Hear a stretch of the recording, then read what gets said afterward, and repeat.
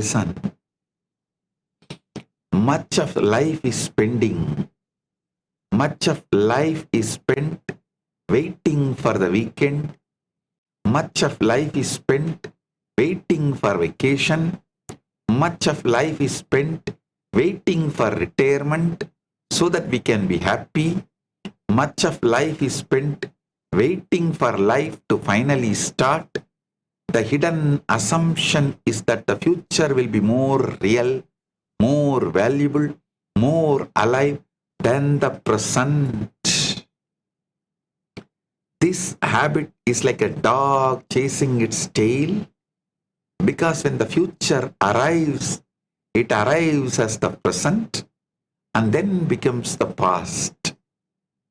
Then you chase the next future and you repeat the same pattern.